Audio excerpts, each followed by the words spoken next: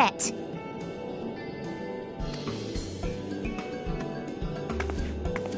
Just the 4 of you, was it? 3. I'm already attuned to the crystal in Thavnair.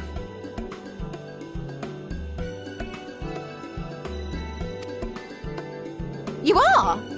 Oh. I would have preferred more test subjects. Oh, well, never mind. If our 3 travellers could line up here, please.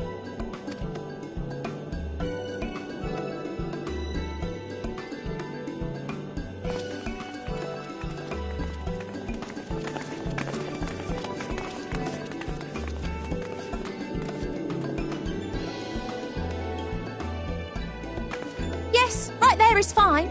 Take a deep breath, and I'll soon have you soaring through the ether.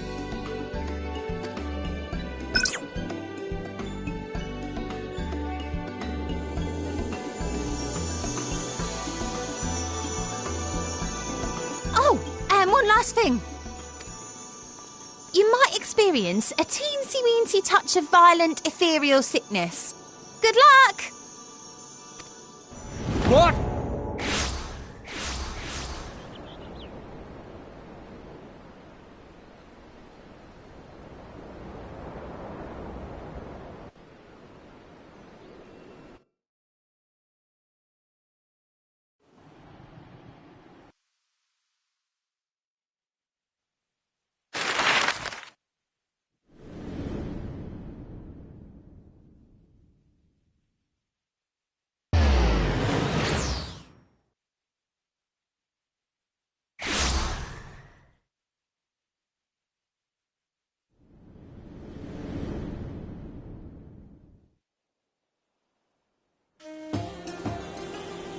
Thavnair, home to city-state REDD.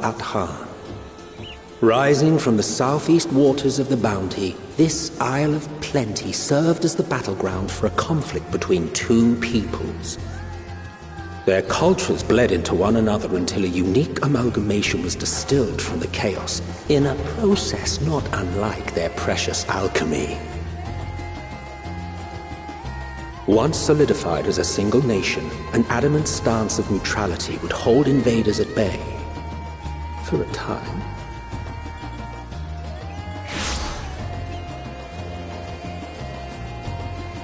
Now across this vibrant isle creeps a fog of malice.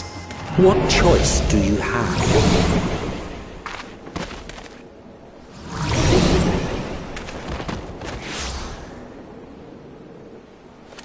What chance?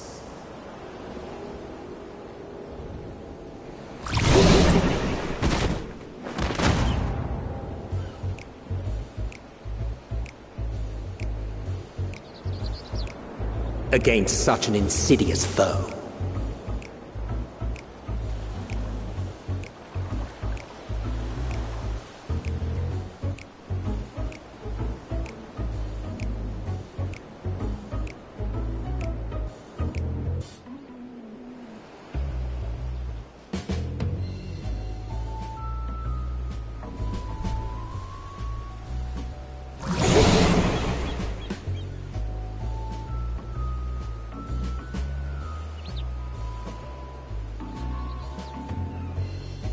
I've seen fairer faces after a bout of bad shellfish.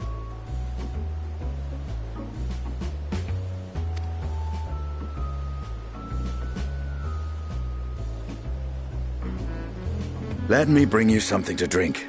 That should help settle your bellies.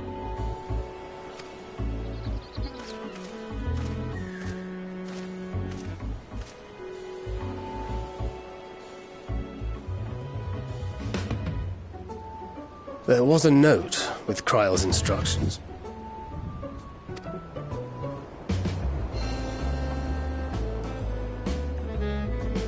Don't let a Stinian roam the markets alone. He's alarmingly bad with coin.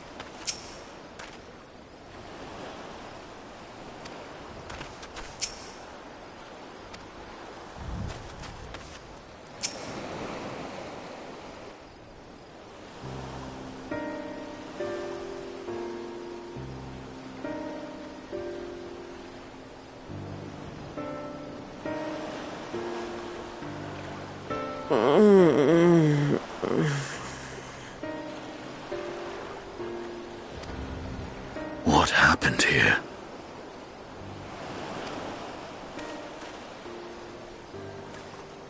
Their dress marks them as alchemists. I see no evidence of injury or poison. Thinkest thou they but slumber? I believe so. Whether it is by choice is another question entirely.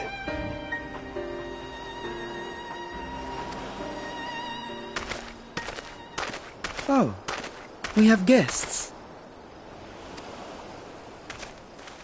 You must excuse the poor welcome.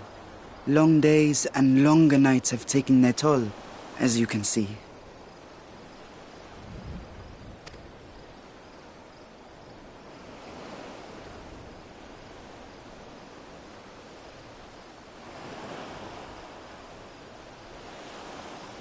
I am Vashan, servant to the satrap. My task was, in fact, to wake these good men and women, if you will allow.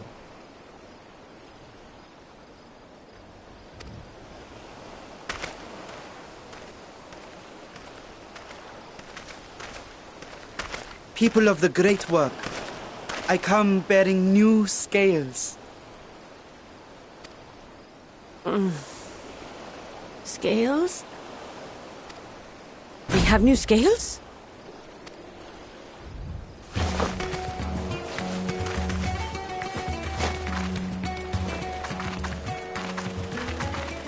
Yes, my friends. Gather round. I have them right here.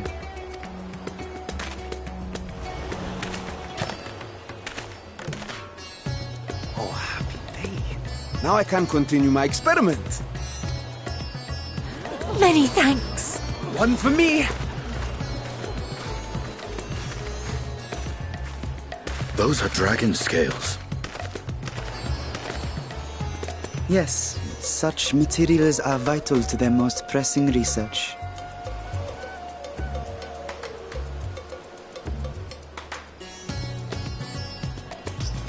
And we are fortunate to have them. Our experiments are so close to bearing fruit.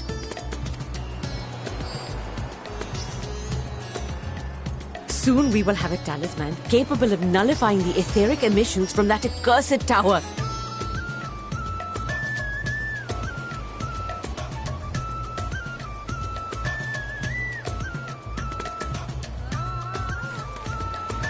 Did I say something wrong?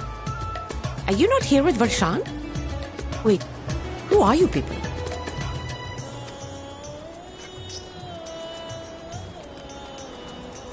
Of course! You're the one Kryov sent. The warrior of light we've been waiting for.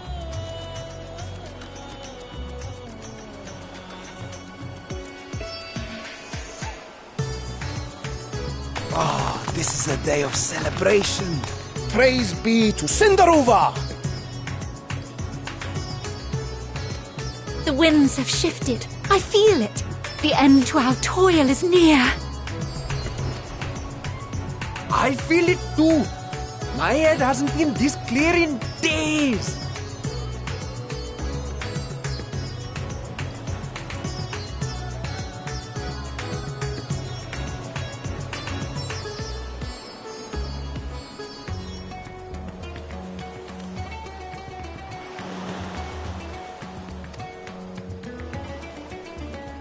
Tell me, how did you acquire those scales?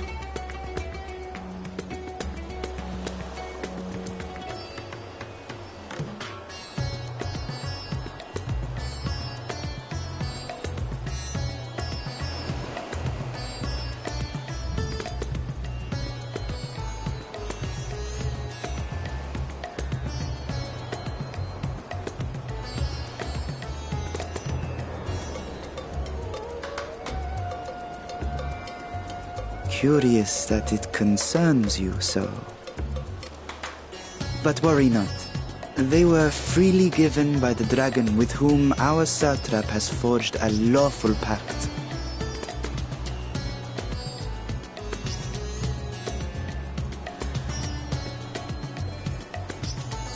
That is well. You must be quite familiar with dragon kill, yes? Is this their congealed blood I see on your weapon?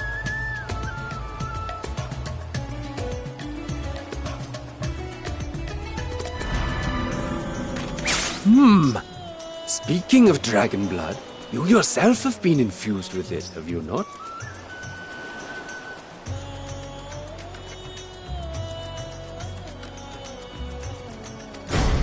I should like to draw a file or two, if so. Now, see here. Come along, come along. I must insist that you visit our laboratory. Cease your shoving, or so help me.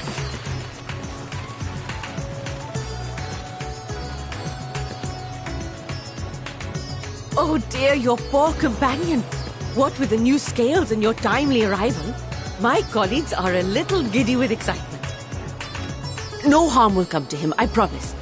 Meanwhile, shall we find a quiet place to talk?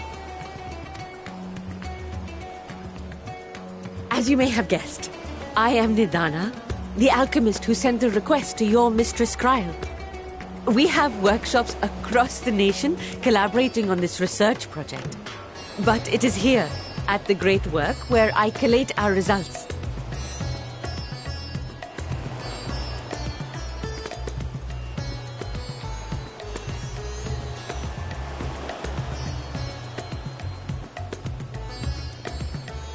Come with me, all of you, and I can explain the crux of the situation.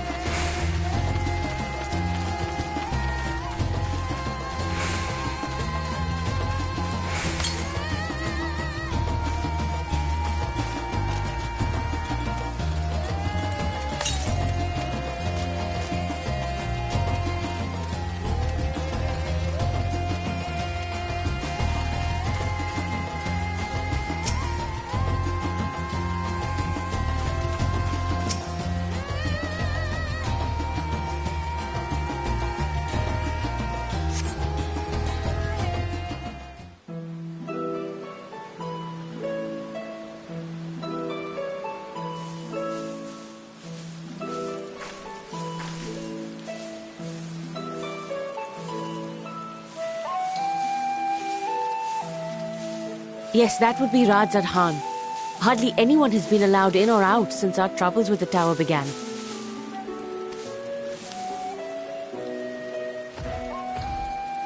The faithful citizens huddle inside the city walls, and commerce has all but ground to a standstill. I pity the satrap, the trials he must be facing.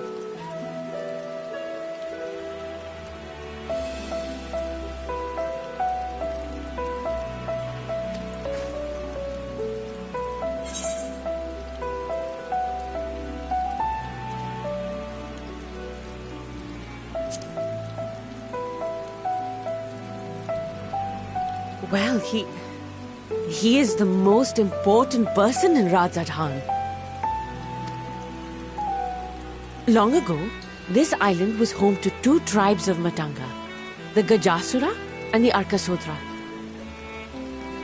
When the Aura came to these shores, it was the Arkasodra with whom they joined forces. Together they defeated the warlike Gajasura, forcing them to flee Thavnair altogether. Peace and prosperity reigned for a time, until a clan of Hjor from the mainland decided they wanted the island for themselves. It was a direct ancestor of the present satrap who arbitrated that conflict and welded the warring factions into the nation we know today. And ever since, a member of that esteemed lineage has inherited this somewhat unique position. You see, by and large, the state is run by the people, but when problems arise, it is the satrap who mediates a solution.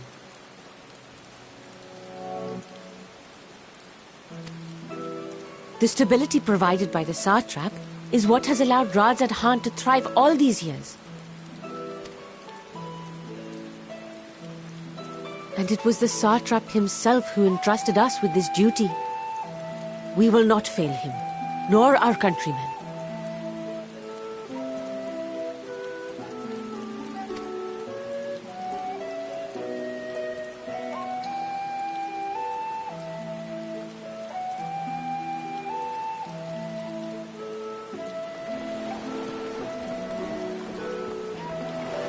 What is the delay with the vessel? I told you I need to adjust those ratios.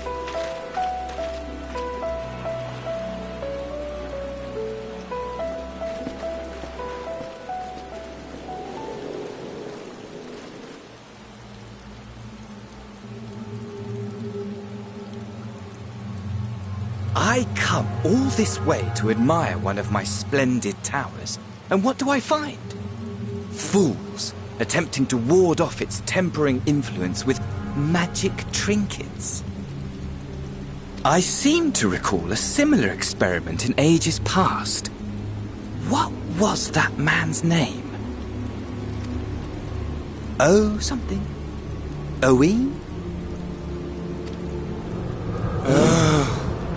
Another body, another time. Who could be expected to remember every trivial detail? Allowing them to construct such handy talismans would be counterproductive to my plans. And yet, I find myself deathly curious. How will they manage this feat with the limited knowledge and resources at their disposal? Complications be damned, for we cannot escape the nature of our souls. And I, as ever, am my own worst enemy.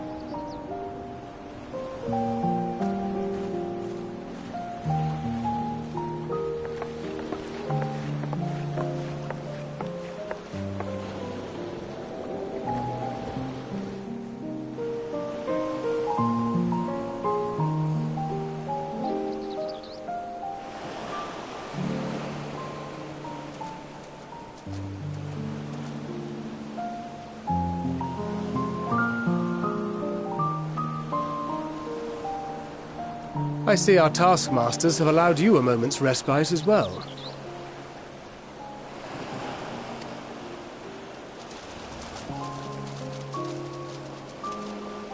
You have to hand it to these alchemists.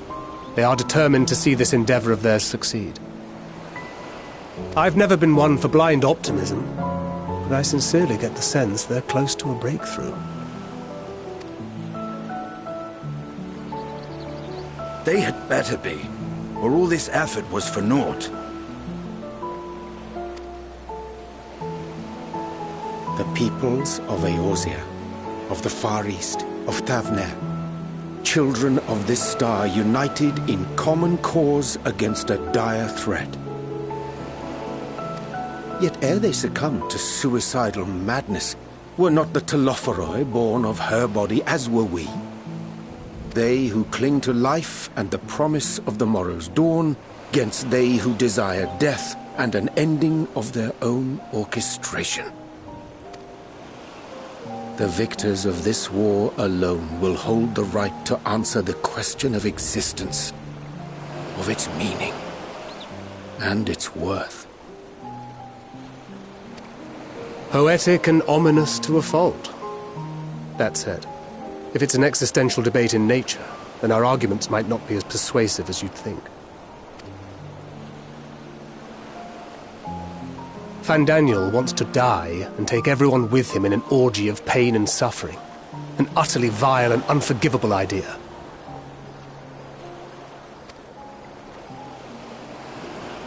And yet, when spat upon by fate and wailing in the deepest pit of despair, who among us can say they have not entertained similar thoughts? There are nights black as pitch, bereft of hope, and no words of comfort can reach you. And it's all you can do to grit your teeth and choke back the bile. The more you see and suffer life's injustices, the more difficult they become to bear. Vengeance is nurtured in similar soil. Though your anger has a broader focus, the sentiment is much the same. A fervent desire to destroy others, to see them drown in torment, as you have. That about sums it up. The will to endure is not always as strong as the urge to burn it all down and salt the earth. Survival be damned. It's a struggle, often close and brutal.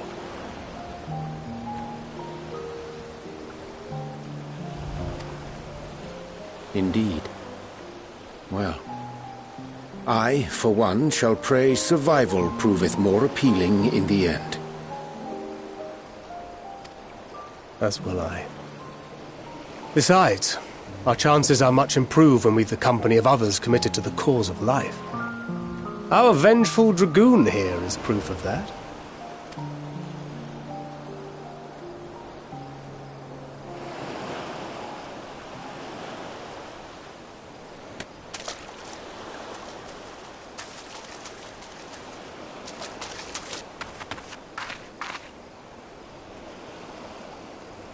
What is it? What did you see?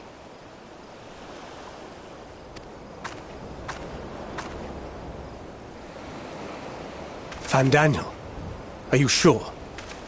If he knows we've been working on a countermeasure. It holds. The vessel holds! This is the one! At long last!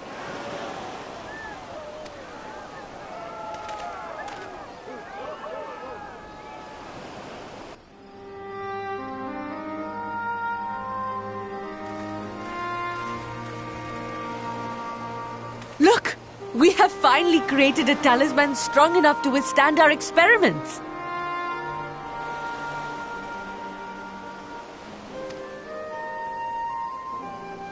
We've named it a warding scale for the time being.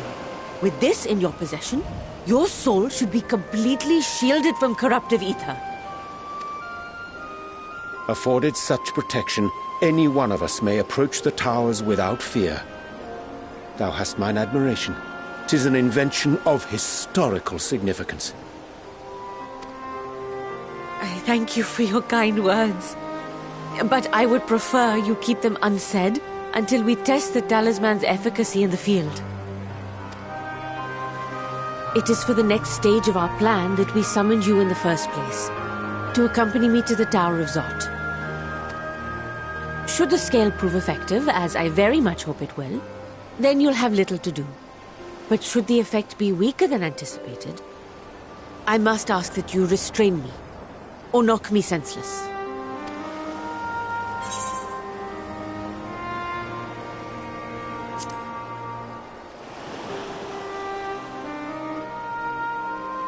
Either way, we are fortunate to have you with us. Nidana, are you certain you wish to do this?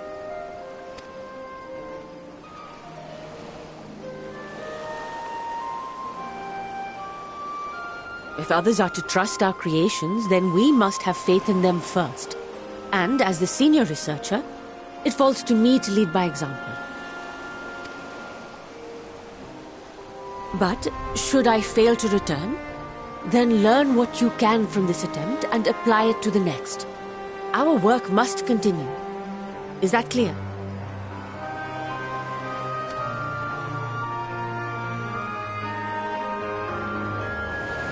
We'll keep an eye on the place while you're away. Assuming Fandaniel is lurking about, there's no telling what mischief he has in mind for us, or you. Be on your guard.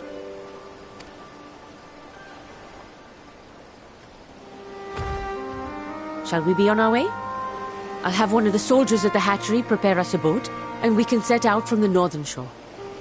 I'll see you there.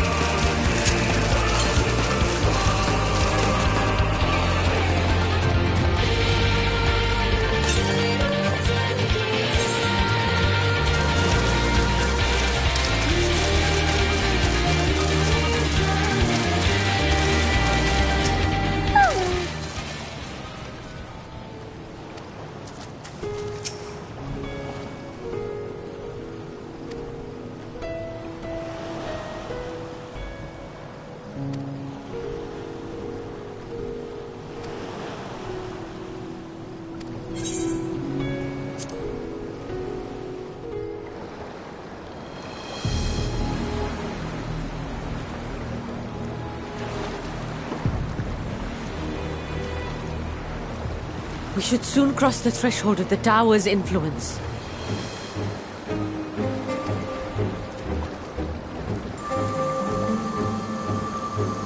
Any moment now.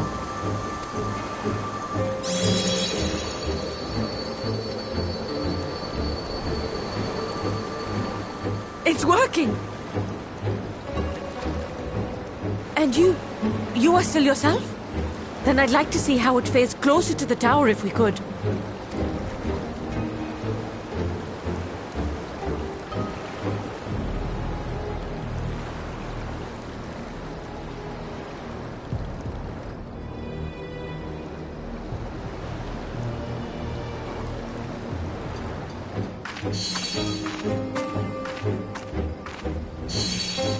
So far, so good. The scale's protection appears to be holding.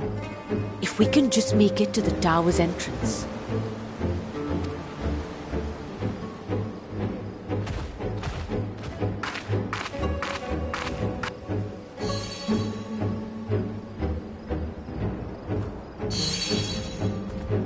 A few more steps.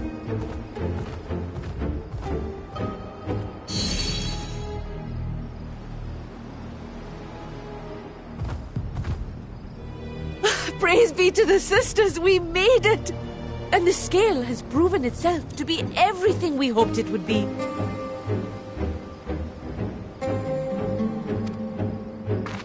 Now we can focus on production.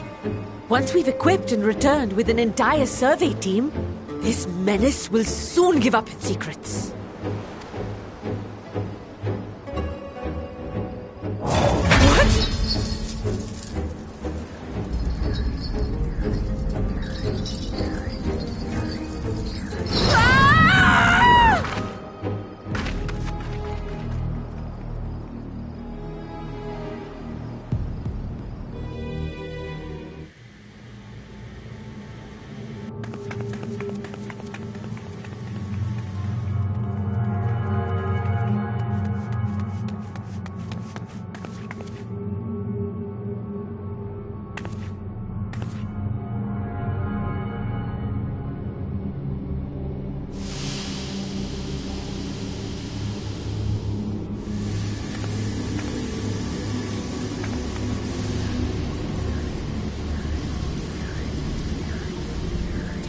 Let me go! Oh, let me go! Oh, do calm down. You'll only hurt yourself thrashing about like that. Stop! Oh, you can't do this! Please!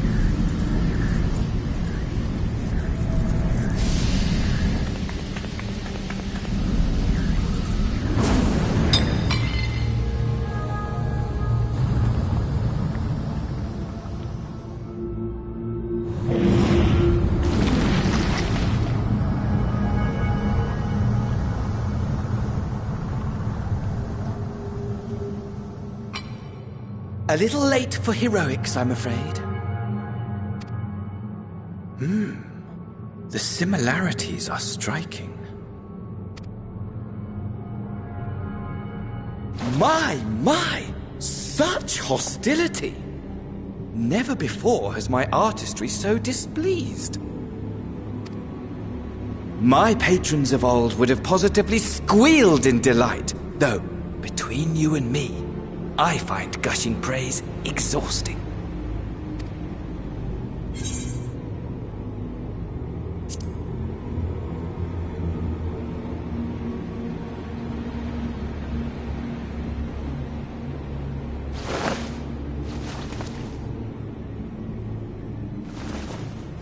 Allow me to tell you a story. Surely you've yet to hear the one about Van Daniel, the sundered Ascian. I inherited the position and the soul of the Van Daniel who sat on the convocation in the time of the final days, theoretically speaking.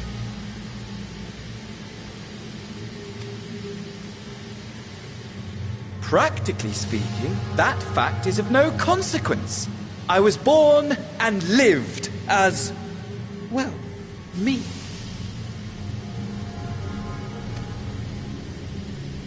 Eventually, I was recruited into the Ascians and imbued with the former Fandaniel's knowledge and memories, but I never felt that they were truly a part of who I am.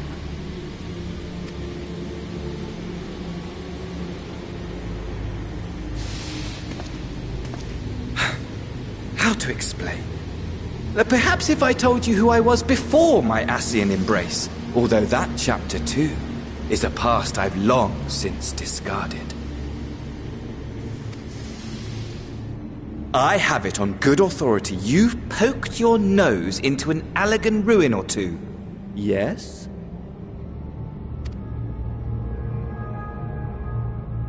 Then I expect you've heard of me.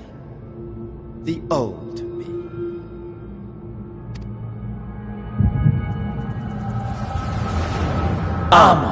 At your service.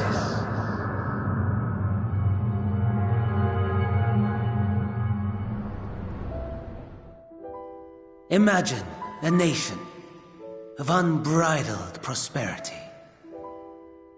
Every need met. Day after day of unbroken, unshakable peace. Existence fulfilled. And ripe for decay. You are a genius without peer, Amon. How ever do you conceive of such delightful experiments? That fool was beside himself with panic when he awoke with the head of a bull. Even his cries for help emerged as so much guttural lowing. Oh, the memory of it. My poor sides.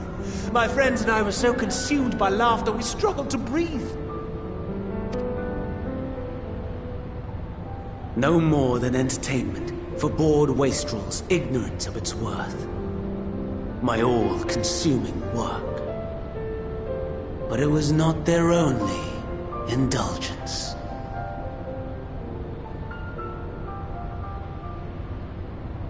For they were ever hungry for stimulation, slaves to the slightest hint that amusement was afoot.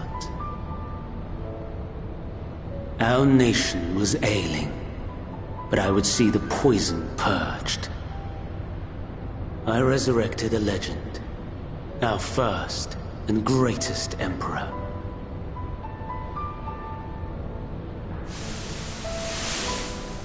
And just as I had planned, he set our wayward empire back on the path of conquest.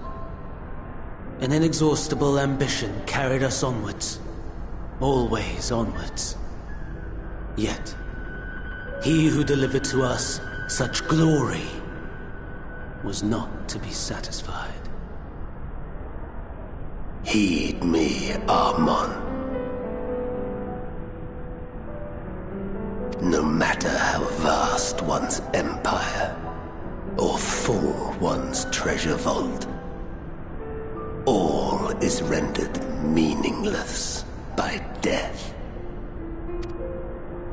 In the end, all is lost.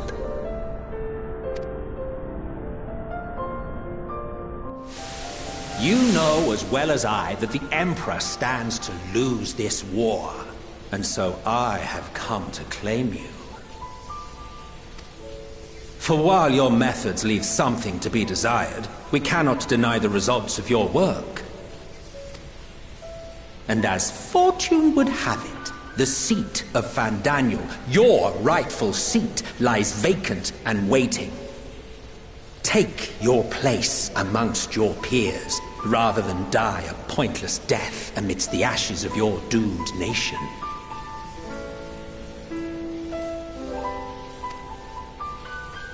Send one of your clones to the Crystal Tower that you might see for yourself.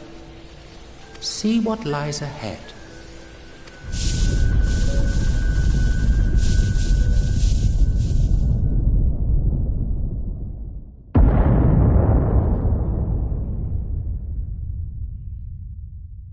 The fall of the Empire affirmed the truth. Majestic and tragic, as the Emperor foresaw. Scheme as you like, build as you will, nothing endures. What is life but a brief jaunt ending in emptiness?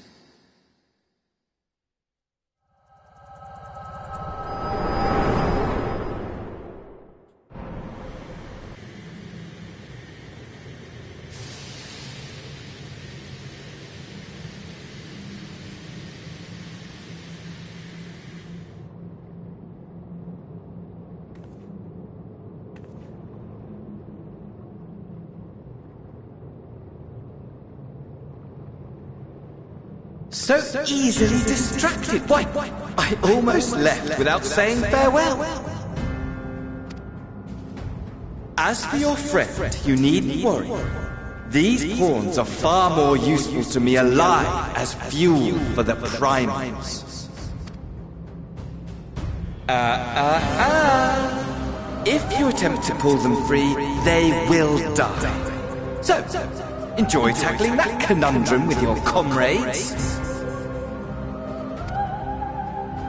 We shall meet again! Not in one of these minor spires, oh no, but somewhere more suitably grandiose.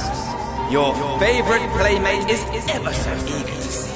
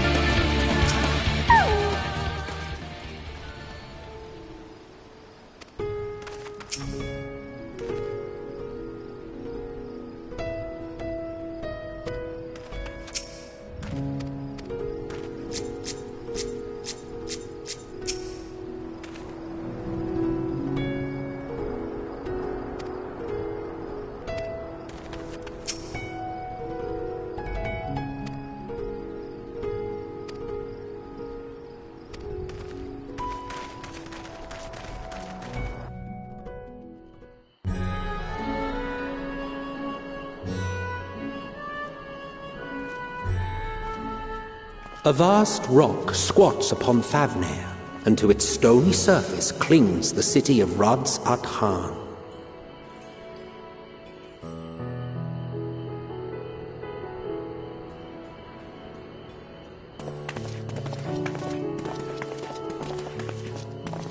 Ye who enter here are subject to the scrutiny of gods, the gate's most watchful eye. The orb which beholdeth the truth of all things.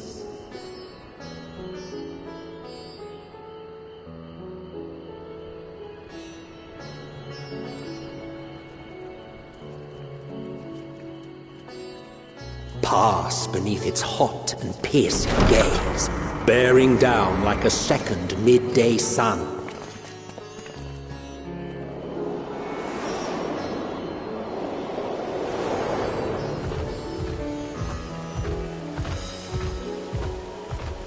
The fragrant haze, a mixture of sweet incense and acrid smoke. The cries of merchants mingled here with lively melodies accented by dancers' feet.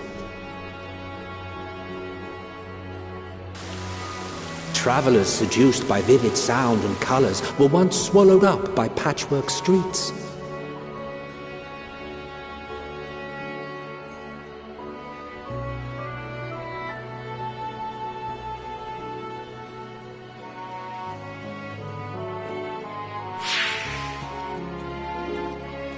But no such scenes to savor now.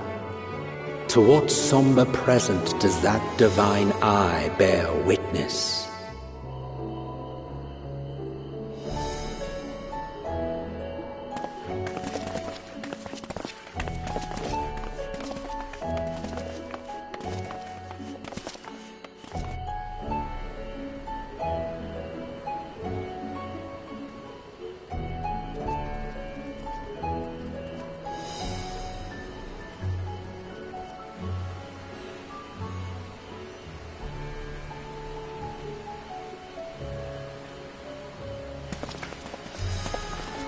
Here we are, Megadota.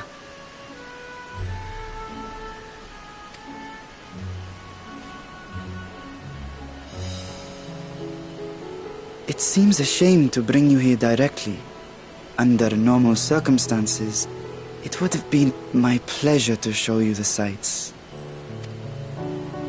And it would have been our pleasure to see them. Alas, it seems our tour of the city will have to wait. I'm afraid so. Come, we should head inside.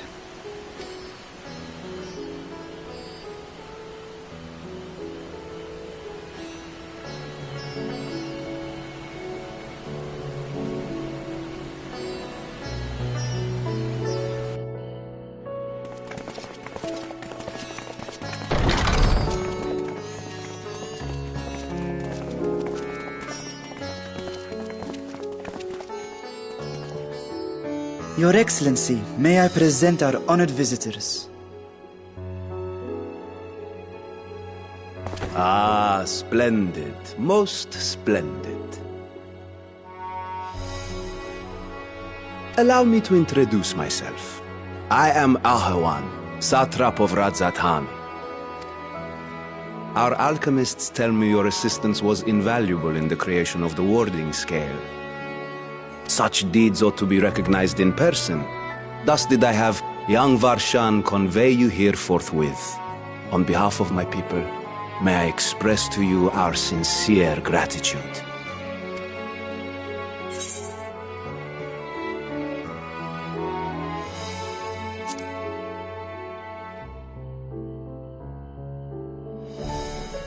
A regrettable incident indeed. Her colleagues insist that we honor her wishes and trust in the talisman, that it will be instrumental in saving Nidana and the others. I am eager to hear your opinion on the matter, so let us not stand on ceremony. Come, sit. I think not.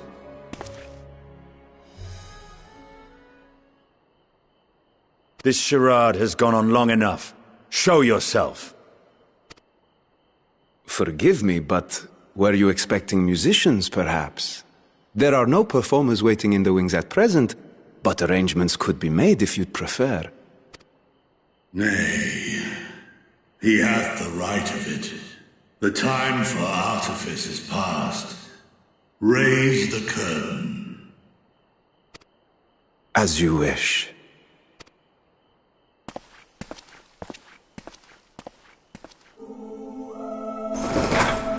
You travel as assistants to the students of Valdesian, but you are known to me.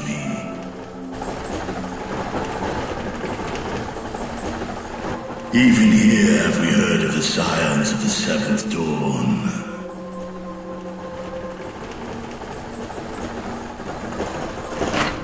I am Vritra, and for years uncounted hath this isle served as mine abode.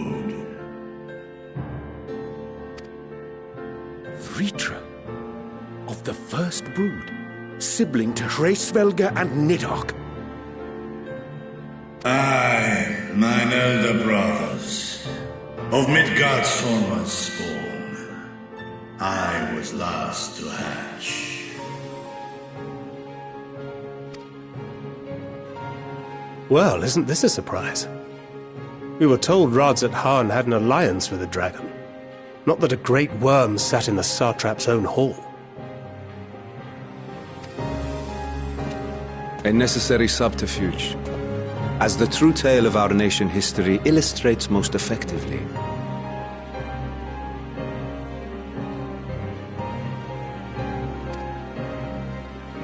In the beginning, the rock upon which our city is built was home to Vitra, and Vitra alone. In time, the ancestors of the Matanga came to the island and established a foothold. But never did they dare disturb the worm's lair. Next to arrive were the Aura. Adopting the example of their Akasodra allies, they too treated Vitra with reverence and respect.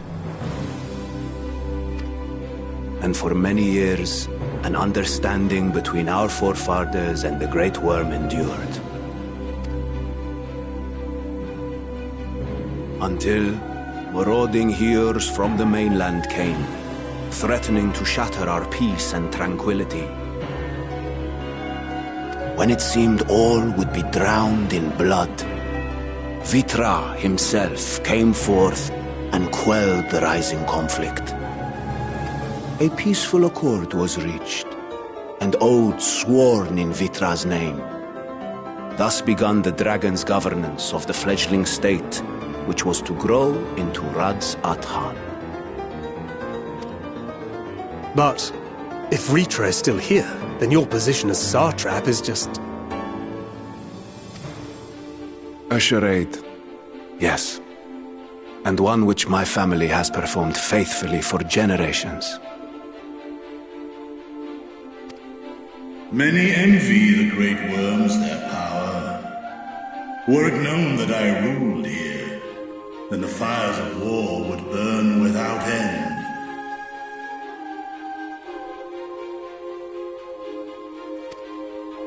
I would not be the flame which consumeth my people. Those few who join me in laying our country's foundations were, perforce, sworn to secrecy.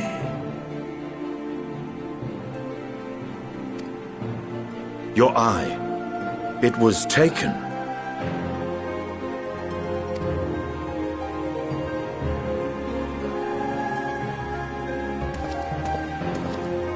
"'Tis here, buried within the semblance of flesh. The body before thee is but a simulacrum, constructed by the finest artisans of Razatan. With mine eye nestled within, it doth serve as an inconspicuous vessel for my wind." That would explain why I felt the presence of a dragon upon our first meeting. I am woven with words fashioned to deceive such arcane senses. Though 'twas short-lived, It seemeth thy fusion with my brother hath left thee much altered, Estinian warmblood.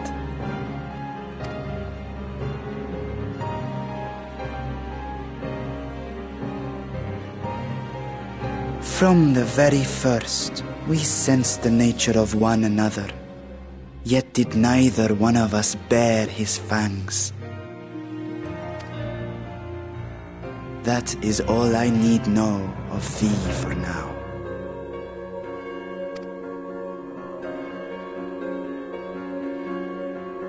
With my secret thus revealed, I have for you a proposal. Not as a worm of the first brood, but as the ruler of Radz at Harn. With all haste must we take in hand the finished talismans and breach this foul spire. Thence, should it lay within our power, dispel its wicked influence. Yet even with the assurance of the warding scales, the narrow confines of the tower doth limit the size of our force. And thus denied strength in numbers, thou must choose thy soldiers with care. Just so. Yet though our radiant host is formidable, I see a surer path before me.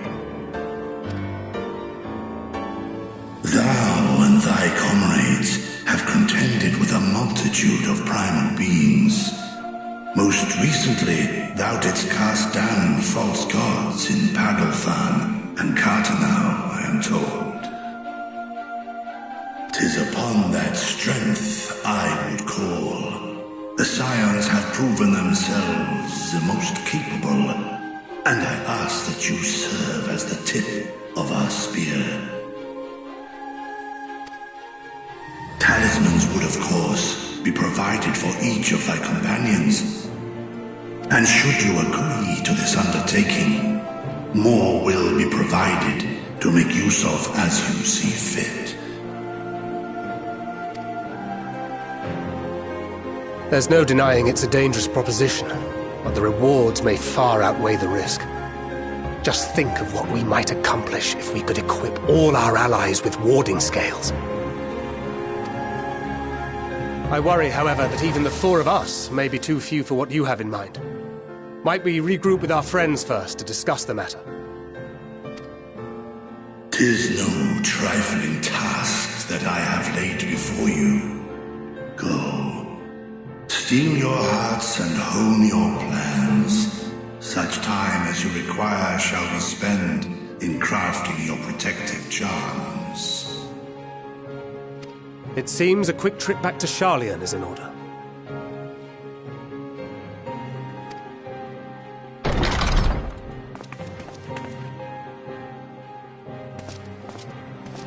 Wilt thou not lend thine aid?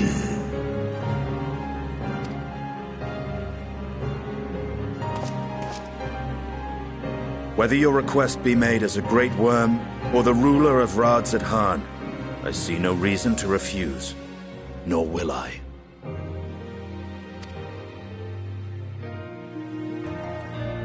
I am in thy debt.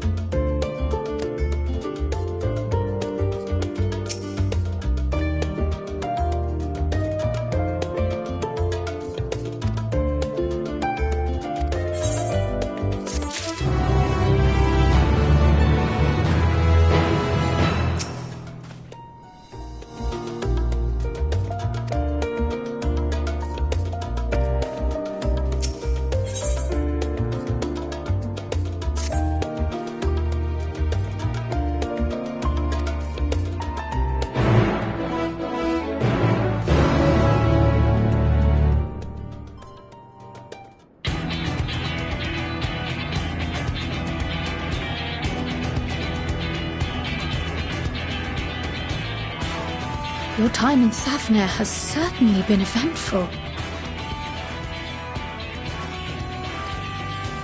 In my opinion, carrying out Vitra's request and assaulting the Tower of Zot should be our highest priority.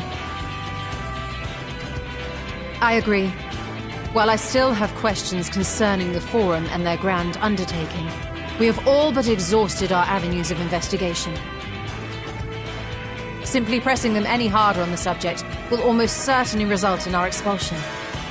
Therefore, I suggest we explore the ethereal sea connection by way of a letter to Master Matoya, then make our way to Thavnair. I wonder, even with the protection these talismans afford us, what can we hope to achieve once inside the tower? According to Orenvold and Fodola's report, they were unable to free the Emolja. Worse, their attempts triggered the tower's defenses, which led to a summoning of Luna Ifrit. What does it tell us that the Spires even have such defenses? Simply pulling a prisoner from the wall is fatal, thus the direct approach is doomed to failure from the outset. Any further measures to dissuade such actions seem unnecessary.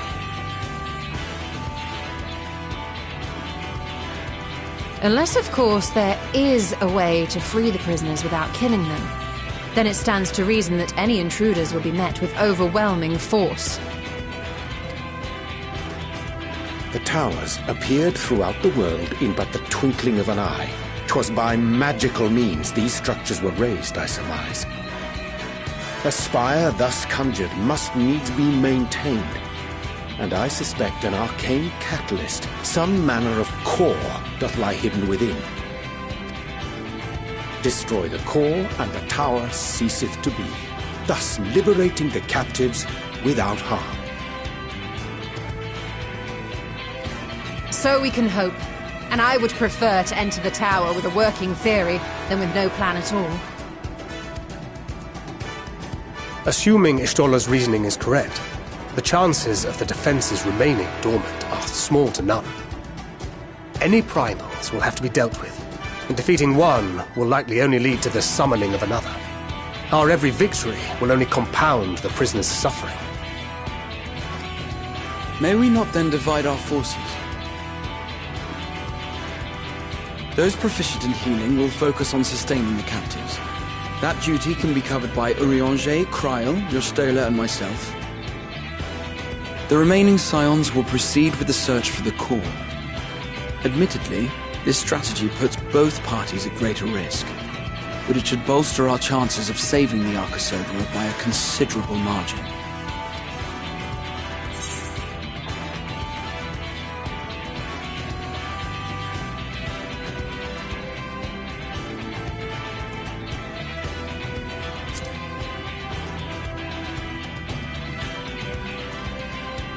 That she does. But I think Alize herself would assert that she's at her best when she's charging onto the breach. And from what I recall from the Grand Cosmos, there's a spring in her step when she fights by your side. Ye gods, will you never let me hear the end of that? Rest assured that I will do what is asked of me, regardless of who I happen to be standing next to at any given time.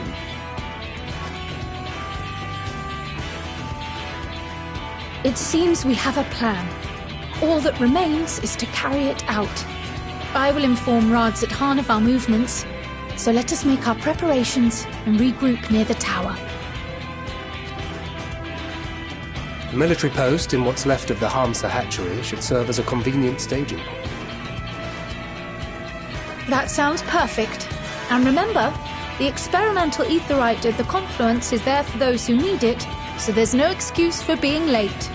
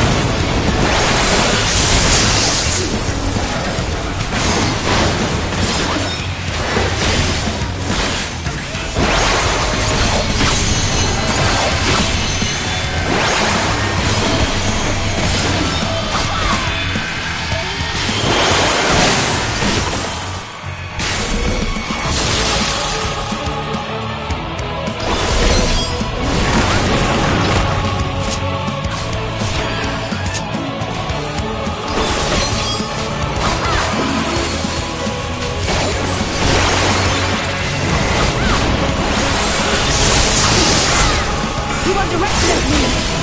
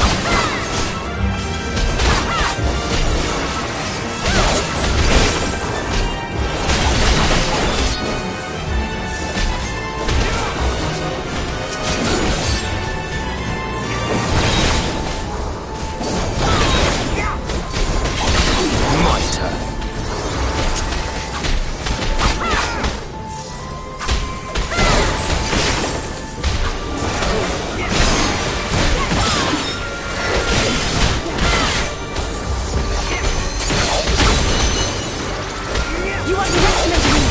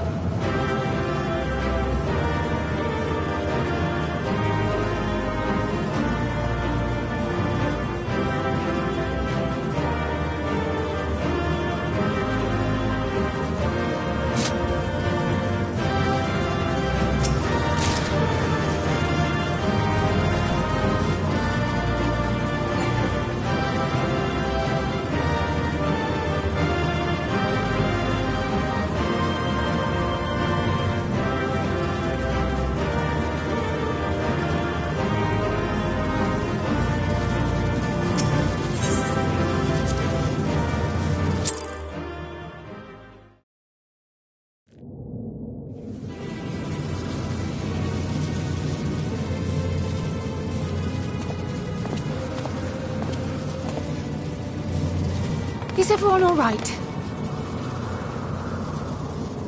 We fortified the captives with what magics we could.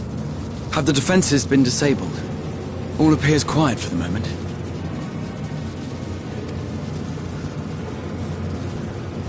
The lower floors were disturbing enough, but this place feels wrong. The ether is heavy and thick, like wading through a quagmire.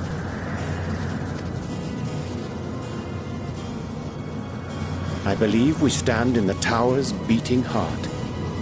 What sayest thou, Ishtola?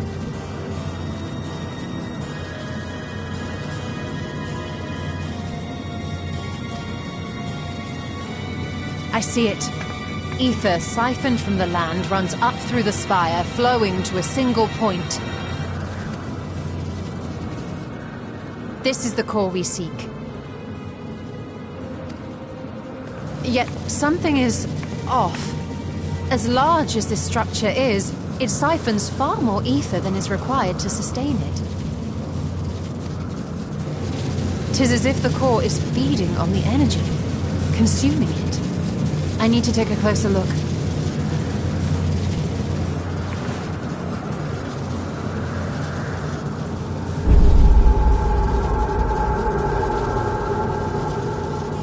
Curious. There is something there embedded inside the core.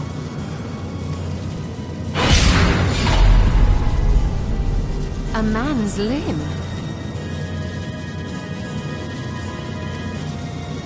This is what we came to destroy? Yes, if you would be so kind.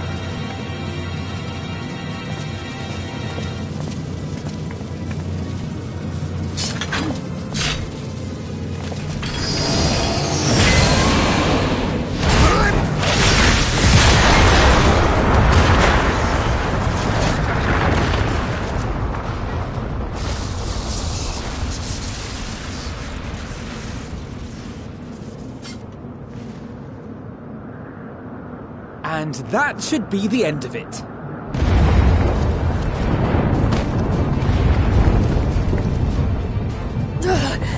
What now? My theory that the tower might come crashing down following the core's destruction doth appear to be correct. Bully for you! And how are we supposed to survive the fall?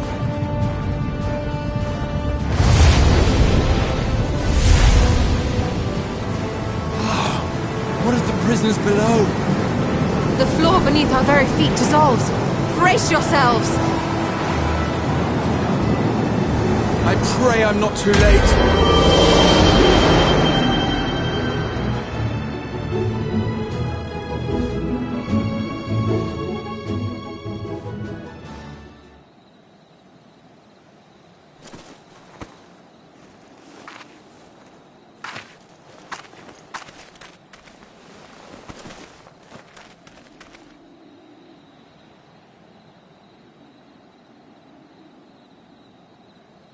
Oh, what happened? Where are we?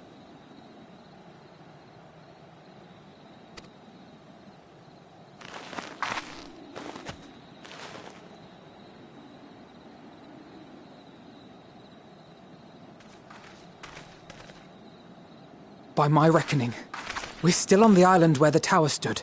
But 'tis as if it never existed. Hardly a scratch.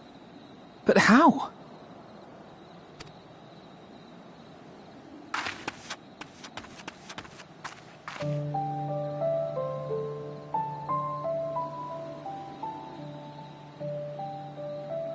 Graha wove a levitation spell at the last moment.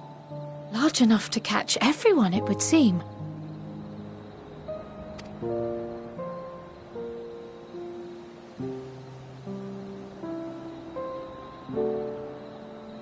That explains the lack of obvious injuries.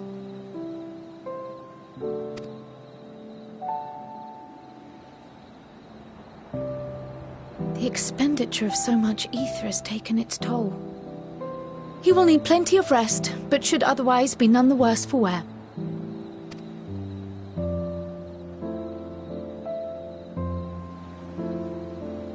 Then the immediate problem is what to do with our new friends here. They'll be much changed for their time in the tower. Even if their bodies are intact, I doubt we could say the same for their minds.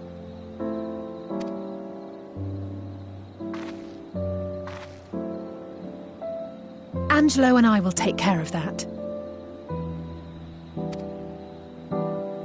I have every faith in you, Alize, but there are just too many for you to treat alone.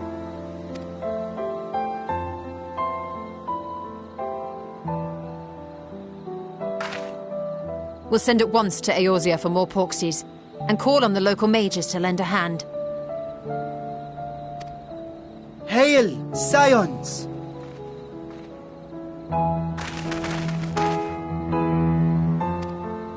We were watching the tower when it simply disappeared.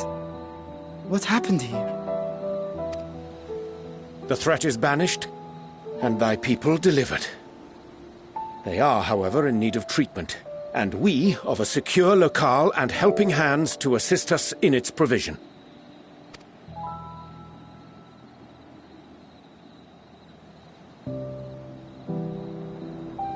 You shall have all this and more. Come, let us convey these unfortunate souls to the city.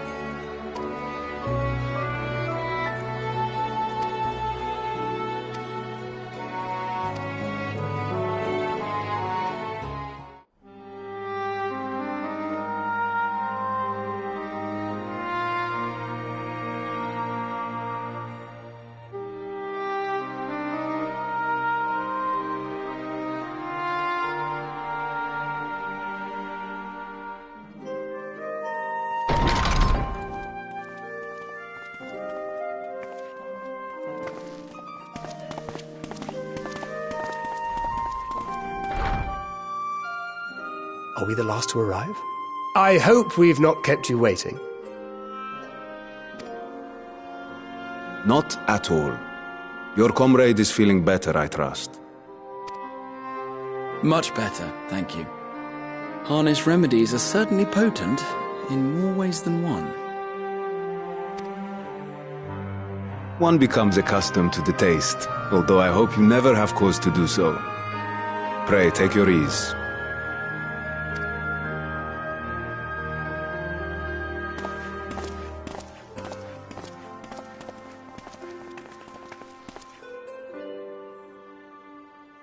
Full glad I am to see you all unharmed.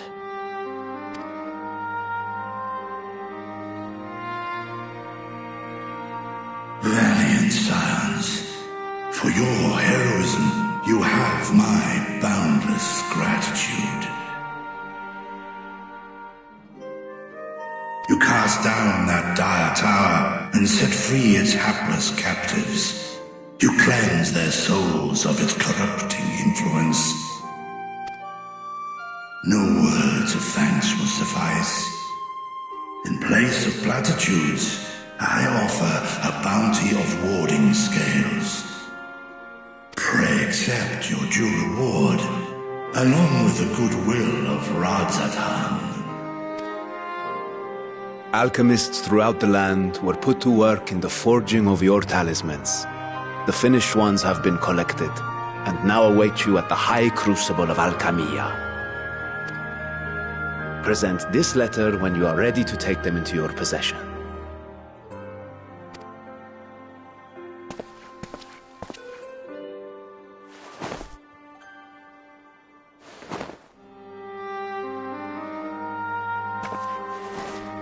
We are humbled by your generosity. Know that the inventive wisdom of Radzathan will be vital in restoring serenity to our star. Every single one of those scales came from you, didn't they? You must still be in such pain.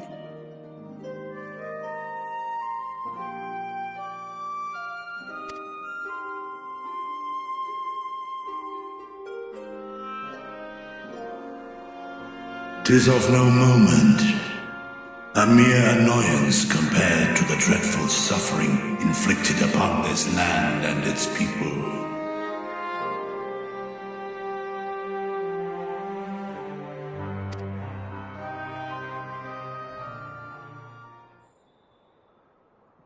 Albeit brief, my involvement in the Dragonsong War afforded me a glimpse of the myriad sorrows which consumed both dragon and man.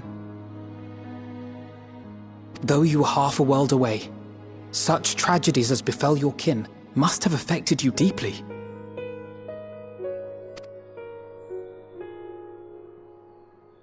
And yet, you chose to live among men.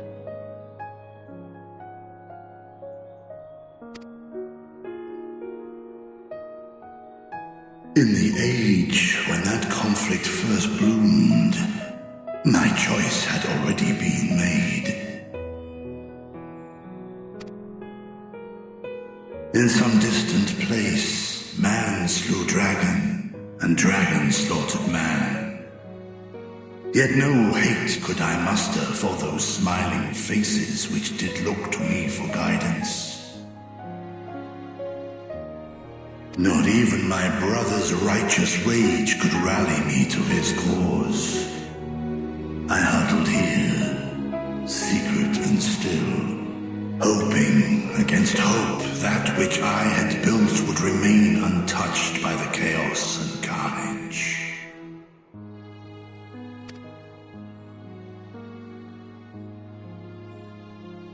"'Twould seem we share the same desire for peace, great Vritra.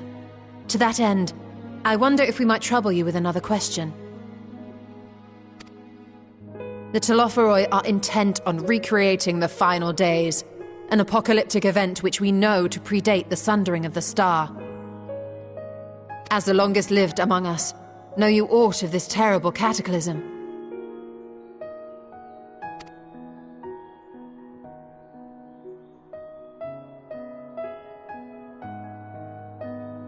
Nay, when war and strife drove my sire from his home, he crossed the great expanse with only our unhatched eggs as company. He alighted upon a shattered source, its 13 reflections long since scattered beyond the rift. Of events preceding his arrival, he knoweth naught, save that which Hydralin hath deigned to disclose. I see. So again, 'tis the inscrutable Hydaelyn, to whom we must look for answers.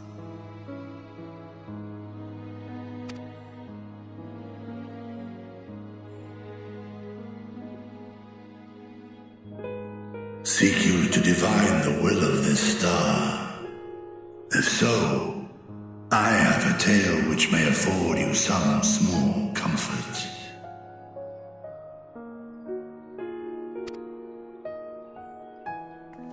'Tis a story from my youth, many, many years ago. To my sire, I once posed the question, of all the stars in the sky, why didst thou settle upon this one?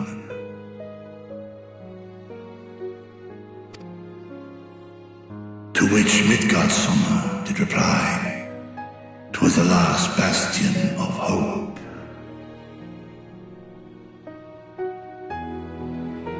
He believed, so long as Hydaelyn endured, so too might dragonkind.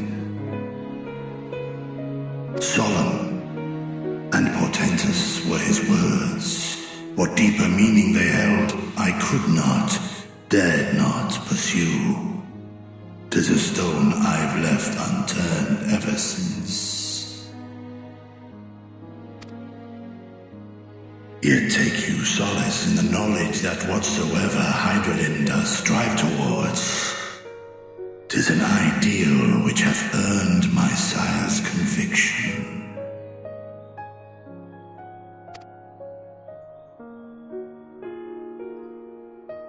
Thank you, Vritra. You've given us warm reassurance in a world gripped by cold uncertainty.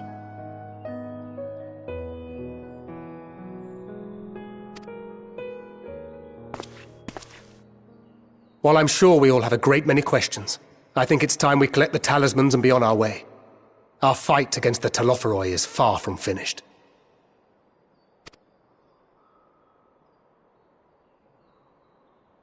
We must take our leave, but please do inform us if we can provide any further assistance.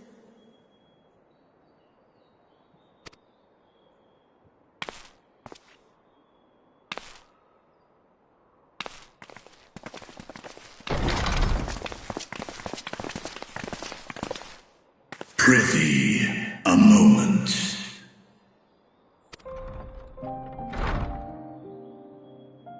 There is one whom my sire hath judged worthy of honor and respect. The one known to men as Eorzea's champion. This hero of renown and rumor, 'tis thee.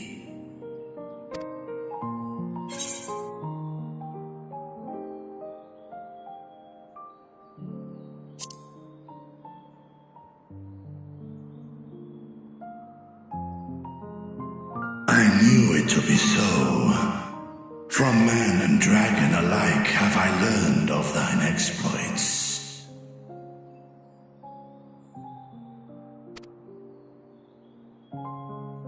'Twas a revelation most pleasing that thou, a child of man, had gained Midgardsummer's trust. But alongside mine elation runneth a rivulet of dread. For upon thy life's reel wind too many threads of fate, power, weal enmeshed with woe.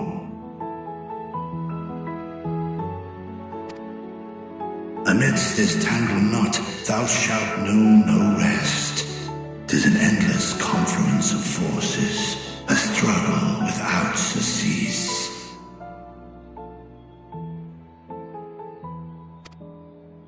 More terrible still is the attrition wrought upon thy companions, as they are swept up in the storm of thine existence.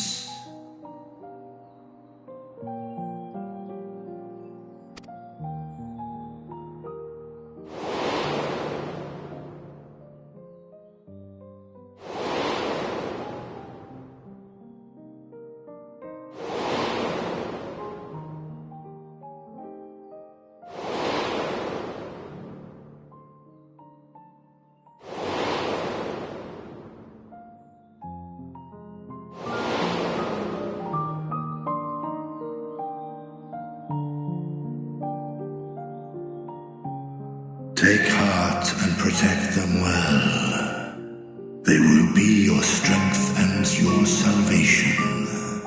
The hope thou wilt need come the end.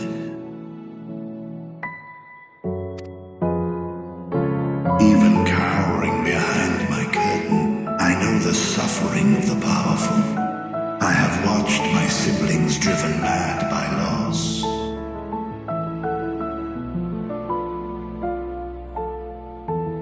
Thus do I exhort thee to spare no effort to keep thy loved ones safe.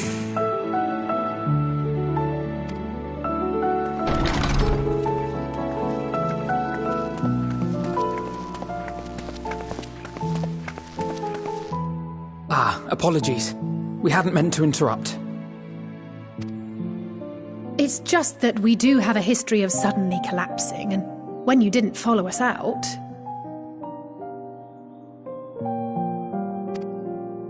"'Tis I who must apologize. I have detained your champion overlong with idle chatter. Go. At war's end, I pray I welcome thee back into my hall, where together with thy joyful comrades, you may toast your triumph."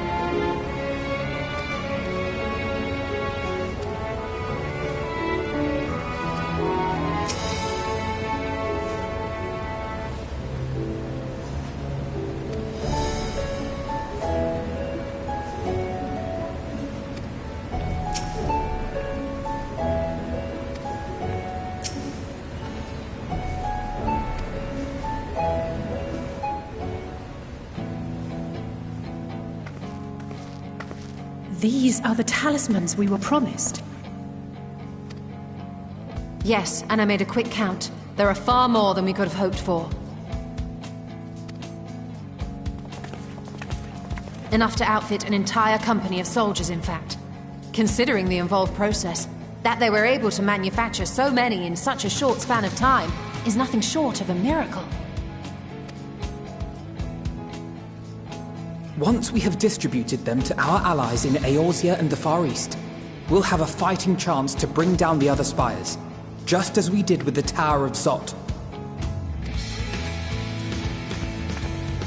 Or we could use them to invade Garlemald proper, and strike directly at the Telophoroid's base of operations.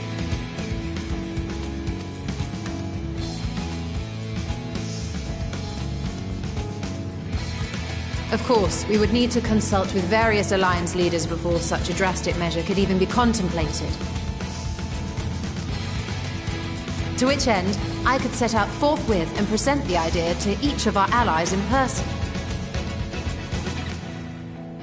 Pray allow me to undertake some few of those journeys. I find myself restless and in need of purposeful duties.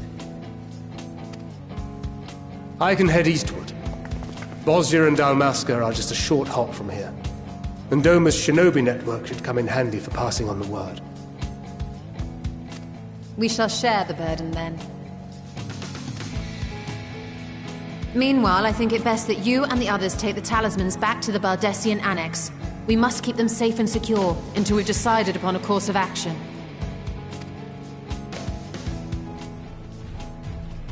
Please, I must speak with you.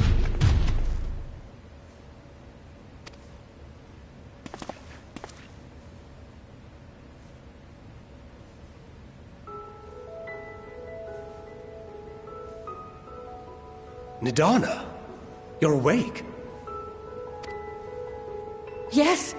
When I spoke with the carer at my bedside, she told me that one of the scions, a young woman, had cleansed me of the tower's corruption. It seems I'd been asleep ever since the treatment. But when I awoke and learned you were all still here, I knew I had to come.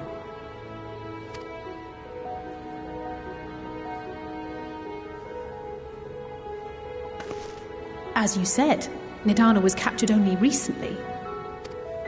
Such a brief exposure is swiftly cured, so I tended to her before we gathered at Megaduta.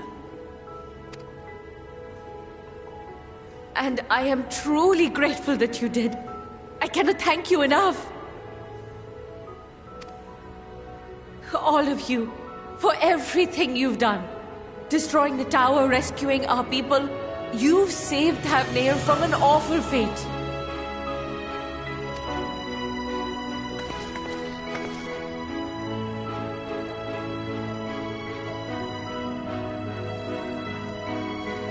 Yet who hath truly saved whom? Due in no small part to thine inspirational courage, the alchemists were successful in reproducing warding scales of proven efficacy. Replications of thy work now stand ready to travel across the seas, unto the hands of those who might wield them against this rising evil.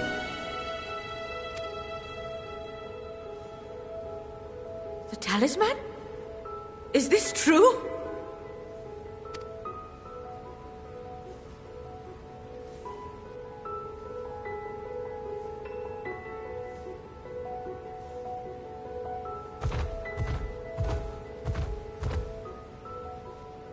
Oh, I was so groggy from sleep.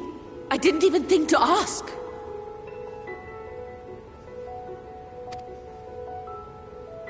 Oh, our great work sent across the seas.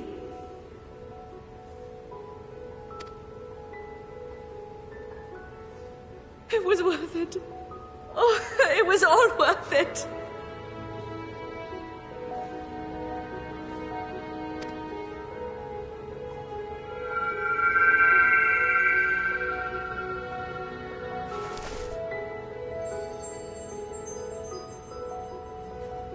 Look at that! Its color is completely changed.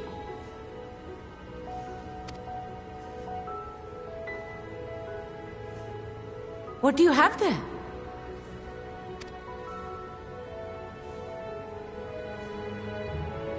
How unusual.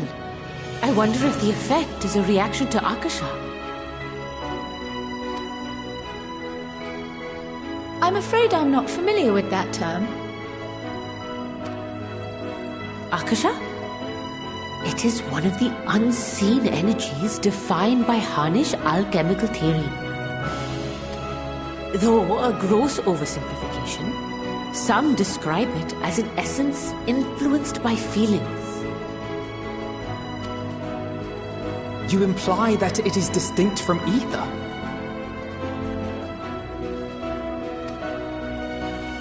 As foreign scholars often conflate the two, but we see them as separate concepts. Ether is an energy which permeates the land.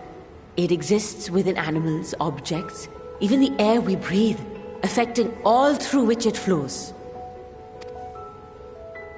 Akasha, on the other hand, exists in a domain beyond our reach.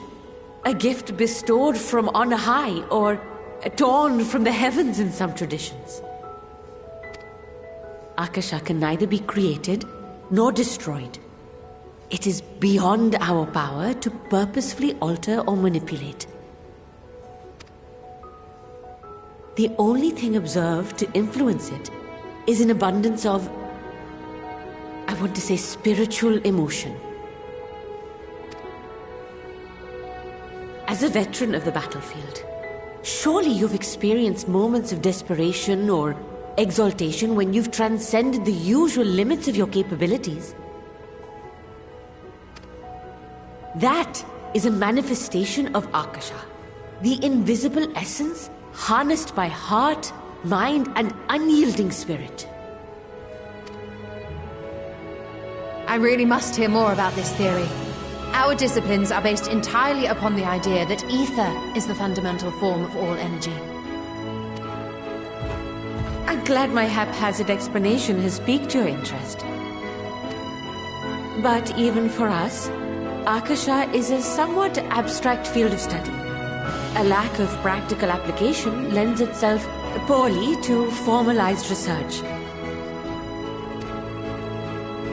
Which is why my analysis of your flower can amount to little more than idle speculation. I am sorry. Nonsense! You have nothing to be sorry for. Your insight is much appreciated.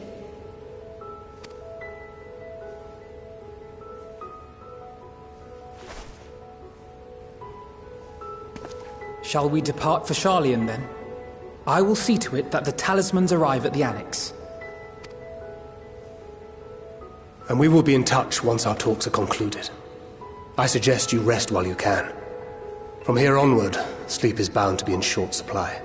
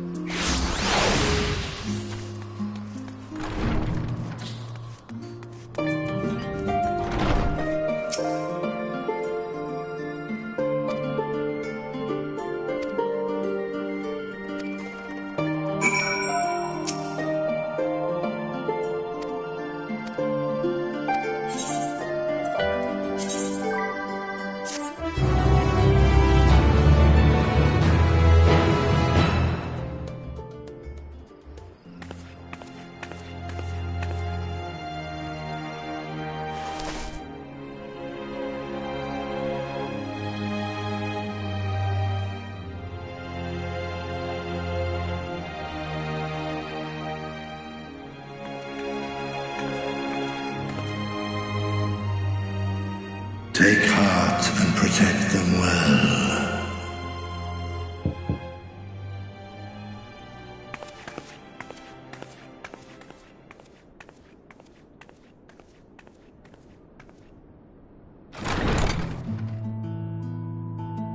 Good, you're here. You haven't eaten yet, have you? We've bought quite a spread if you're interested. Only the finest dining from the last stand.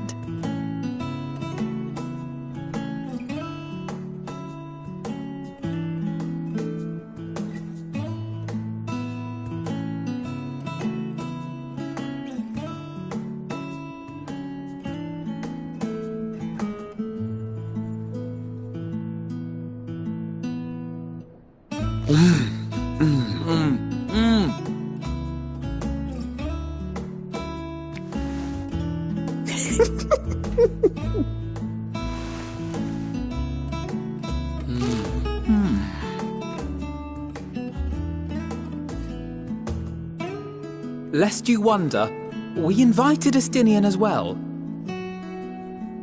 But he refused with a rather grim-faced, "No, thank you." I suspect Sharlayan cuisine is not to his liking. Oh, I don't know about that. Perhaps our lone wolf just needed some time apart. What? To perfect his brooding stare? Next time, I'll drag him out by the ear, sit him down in front of a Sharlayan feast, and see that he eats every last bite. An excellent idea. Of all people, warriors must take proper meals and rest if they are to maintain a healthy constitution. Poor Estinian, beset on all sides.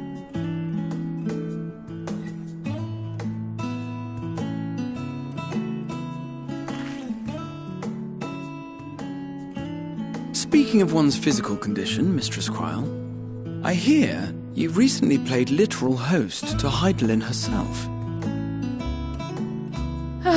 And what an experience that was. Tiring, yes, but no lasting harm done. If anything, I should have liked to speak with her longer.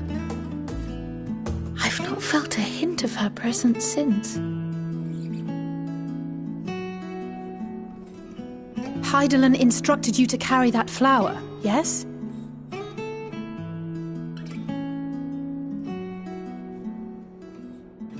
Twill be your guide, test and proof of your conviction.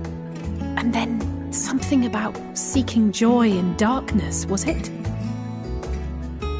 Come to think of it, isn't that what happened with Nidana back in Radzat-Han? The flower did seem to radiate a joyful glow, as if reflecting the elation we all felt, the relief of a people with renewed hope. Indeed, and in turn I felt buoyed by that radiance.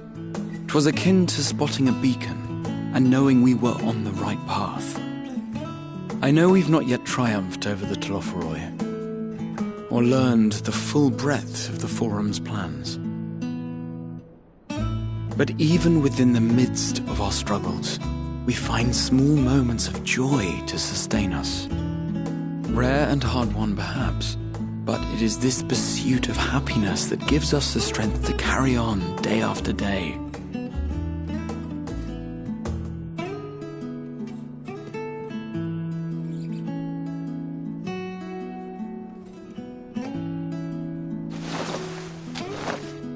Hey, that's mine. To the swift the spoils. Though I recall that levitation spell of yours was quick enough. Only barely. And even at my best, I'm still too slow to wield it effectively in battle. Mayhap I simply require more practice with this new magic. You unearthed it from the depths of Numenon, I presume? Aye, and from a veritable mountain of arcane tomes at that. 'Twas necessary to facilitate my solitary explorations. To put it simply, you used it to sneak around the forbidden archives. Yes. Well, after a fashion.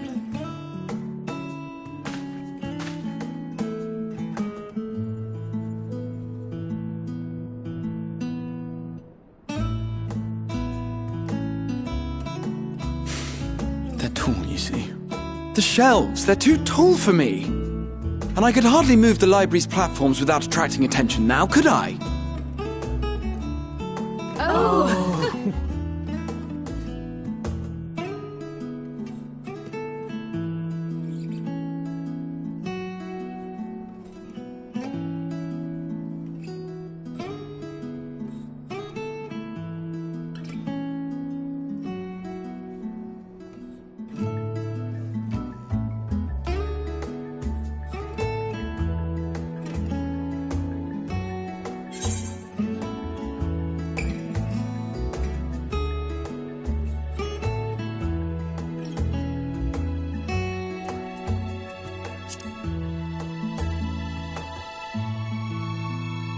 I'm not that ambitious. But 'tis pleasant to idle away the hours every once in a while.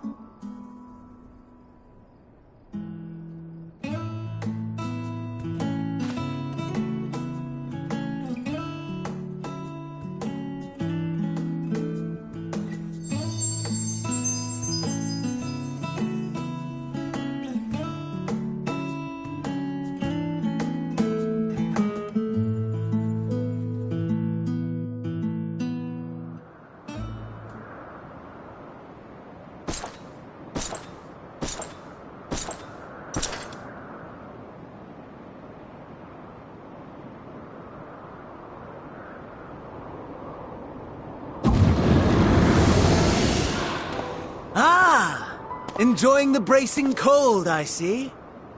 Do you not own a warm coat or a cloak? Something in fur? Or fashioned from the skins of your enemies? Or... well, never mind that. I come to you once more as the bearer of bad news. Our tower in Thavnair has been toppled. And I need not tell you by whom.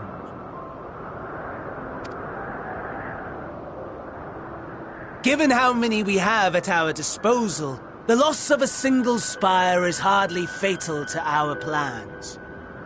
It does, however, slow the rate at which we siphon the ether.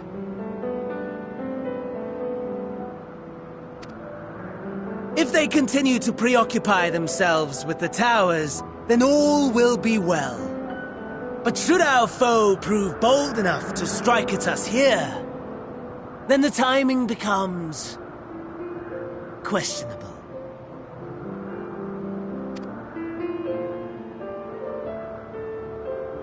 Our foe is bold enough. Of that, I can assure you.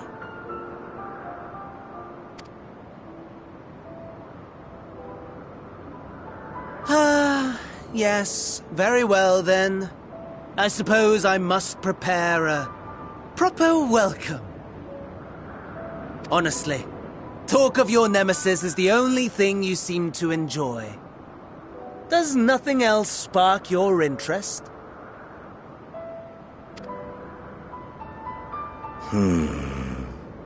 No. All else is... equal.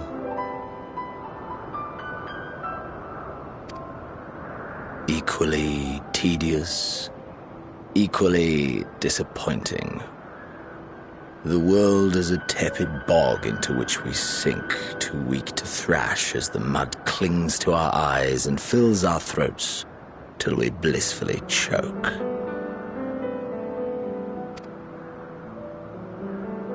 But then came the light, blinding and pure and hot, so very hot. Enough to set my soul aflame. I basked in the afterglow until the void yawned once more. And then I knew the muck would never claim me again. There was naught for me ahead, so I drew the curtain on all that had come before.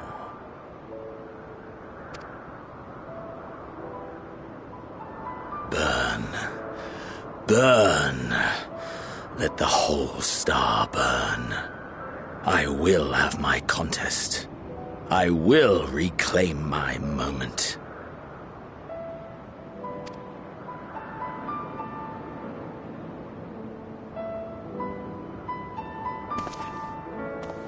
How wonderful that the emptiness of death has not dissuaded you from committing your life to its pursuit once more.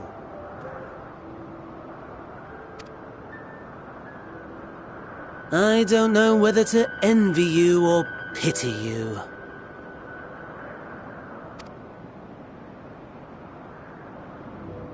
You question my disinterest, but what of yours? Despite your noisome antics, I sense you take little pleasure in this endeavor. Mercy, my lord. Such pointed barbs from one who barely acknowledges my existence.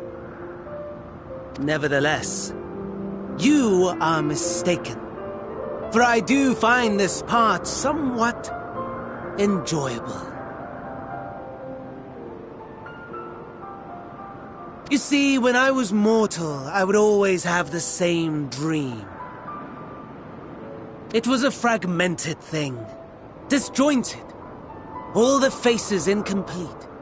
The setting, too, was unknown to me, so I thought it simply a fantasy of my sleeping mind.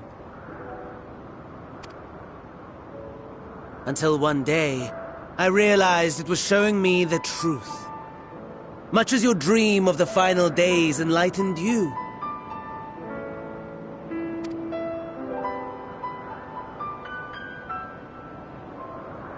And soon, very soon, the rest of the world will see the truth of my dream, too.